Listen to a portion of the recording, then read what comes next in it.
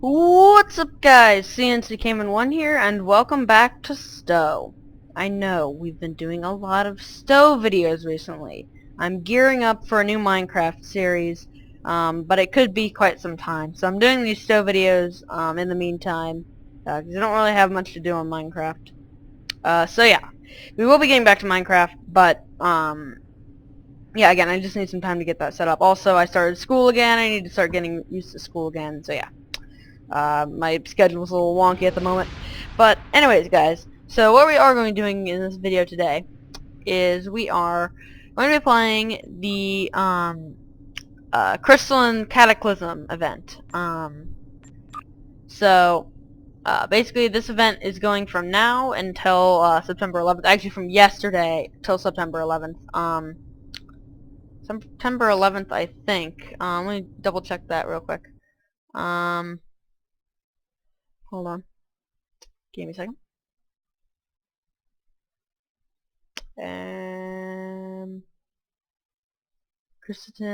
Yes, September 11th. And so, yeah, so the Crystalline Cataclysm event, basically, you can repeat this mission. It's a PvE event. You can repeat it every 20 hours, and each time you do, when you complete the mission, you get this, which is the crystal shard. I already have one from playing it yesterday. You'll get another one from playing it today. So every 20 hours that you play it, you'll get this. You can play it for the normal hour-long cooldown, but, you know, this is after completing it every 20 hours. 15 of these will get you, you know, there's this thing. 14, no, not 15, 14 of these will get you 500 fleet marks, 250 marks of your choice, a emergency con hologram, which is almost as funny as the emergency crafting hologram, but yeah, purple emergency con hologrammed off, 50,000 dilithium ore, which is going to help out a lot with my getting of the ship, because I can convert it into Zen, which I can convert into master keys and sell on the exchange for more EC. So that's cool. And then, you know, the event reputation, that stuff. You can also turn them in one at a time. If you didn't get 14 by the end of the event, you can turn them in one at a time for less of this stuff. But anyway, so let's get on right to the mission. There are the standard and elite variants. We're going to be playing the standard variant today. The elite variant is the same, just more difficult. Yeah. So let's just go and play the elite variant, because I just want to show you how hard this is. Little bit of backstory. The Crystalline Cataclysm is about the crystalline entity, which is this thing here. It's from Star Trek: The Next Generation. Several episodes involved. Just, you know, Wikipedia it. Anyway, so let's go and start this queue. It should go relatively... Okay. Instantly. It would go quickly, but seriously, instantly. It's almost as bad as it infected the conduit. Anyway. So yeah. Crystalline Cataclysm.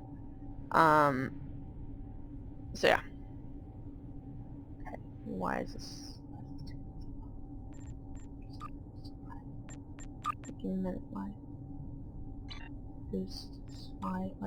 Why did it, like, show this instantly and then take 30 seconds? There we go. Okay. Alright, we're good. We're good. Also, I'll be using the power gun, so yeah. System power shields. Alright. So basically, a few things to know about combating the entity. Actually, I'm going to lower my video settings again because, okay, they're already on low. So basically, for fighting the crystalline entity, it is most vulnerable to kinetic damage, and it does not have any subsystems. So the phasers I'm using are probably not ideal, but they do work. It doesn't have any shields or subsystems, so it's most vulnerable to kinetic damage. But, you know, I haven't taken the time to retrofit a ship specifically for this. I just don't see the point in making a specific loadout just for one event. Oh my! So yeah, the mission starts with these Tholian ships, and then once you defeat them, you move on to the entity itself. These Tholians are brutal. This is the elite difficulty, so the standard difficulty is easier, of course. That works. Okay. Oh man, I defeated the elite variant yesterday without much difficulty. I guess it's being on camera. I find whenever I am on camera, I always start sucking a lot more. Of course, you guys have no option but to take my my word for that, but I do. I always perform worse when I'm on camera. Well, I mean, like when I know I'm on camera, when somebody's like recording a secret. But when I'm on camera and I know I'm on camera, then I always perform worse. And that's also because I'm talking like this. I have to concentrate on talking more. But I don't want to make this a boring thing for you guys, so I'm gonna keep talking. So you got Tholian ships with their snowflake torpedoes. I rediscovered my hate for these guys in a live stream I did a few weeks ago. It's on my channel. You can go look at it. It's, grinding and stuff. It was a live stream. Yeah, so here's the entity itself. It is quite large. I'm going to go ahead and I'm going to stay here. I'm actually going to go, I'm actually going to back up. I'm going to divert all power to forward shield. This is my tactic. It worked reasonably well last time.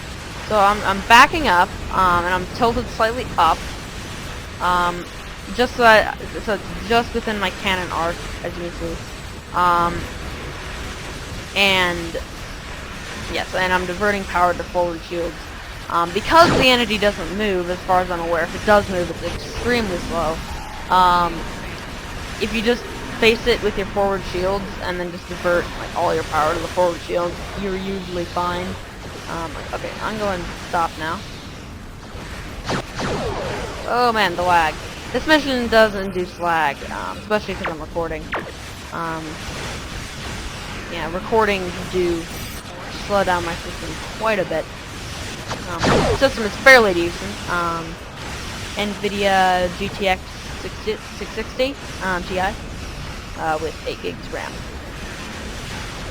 Okay, so it does move. But, it doesn't like fly in circles around you or anything. It's it's quite slow. Yeah, so basically just keep firing at it. It does have a few tactics. As you can see, it breaks off into these crystalline fragments, but I tend to ignore them for the most part. I just fire at the entity itself. And then it also at some point it starts absorbing energy in a pulse wave. I actually, what I do that is I just like turn tail and then Uber Impulse. You can see in my 4th tray slot, I don't have time to have, yeah. This thing, Impulse, okay, absorbing incoming energy. I'm going to demonstrate that right now, so I'm going to turn tail and Uber Impulse out of range.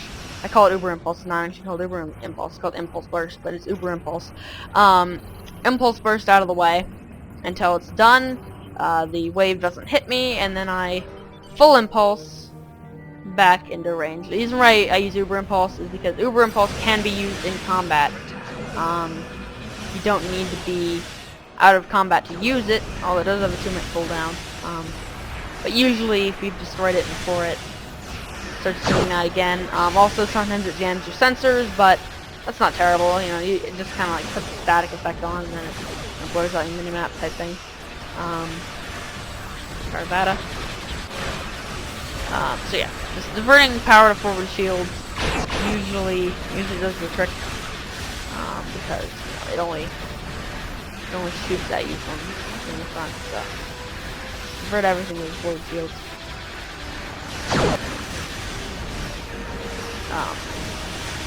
If I really wanted to make a loadout that was specifically for this entity, I would load a bunch of torpedoes onto it, because torpedoes don't do as much damage as energy, and my dual heavy cannons, which are, as you can see on my tray, I have forward facing, so firing right now. I have 3 phaser dual heavy cannons, 1 dual phaser beam bank, and 1 Omega plasma torpedo.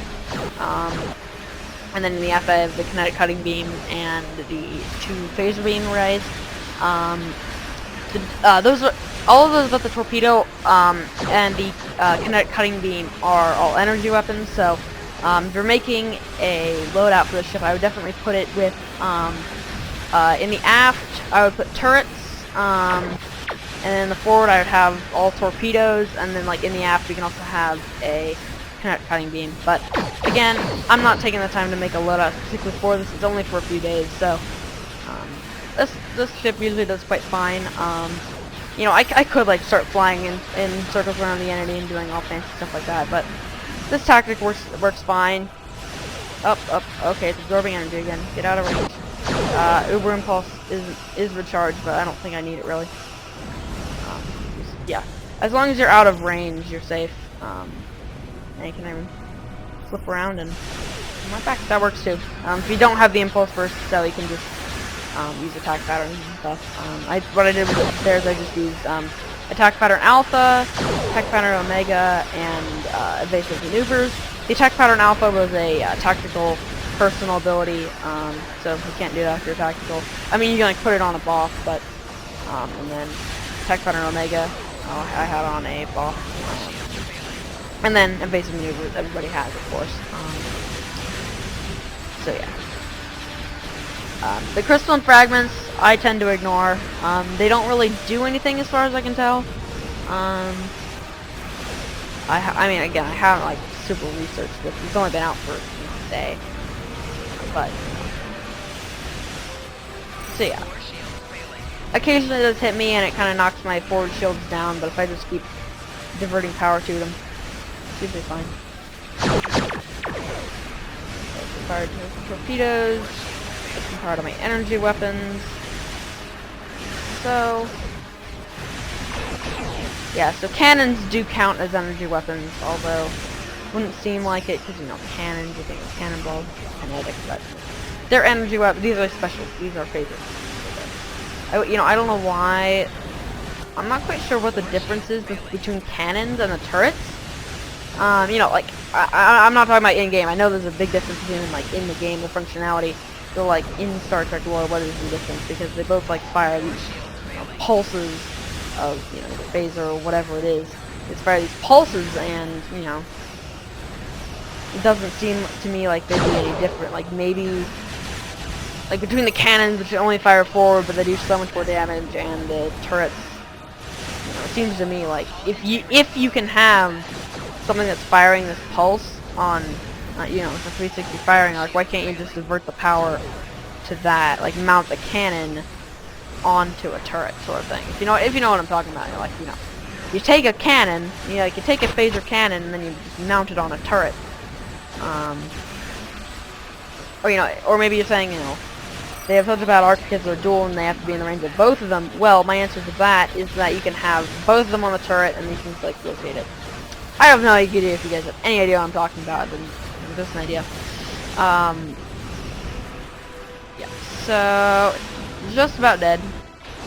My hull's not doing so great, but you know, my shields are fine, so good. So, you know, I guess. How about ramming speed kill? Prepare for ramming speed! It's not dying, is it? Okay, backing off. That was kind of anticlimactic. It didn't die and I didn't die. That was kind of anticlimactic, but there we go. It's dead. Still got these fragments around here, but they don't really matter. So you can get the Fleet Mark package or the Nucari Strike Force marks. I take the Fleet Marks because I don't really do Omega rep. These are much more useful to me as Fleet Marks. Okay, I'm so tired. Just ignore the explosions that are happening in the background.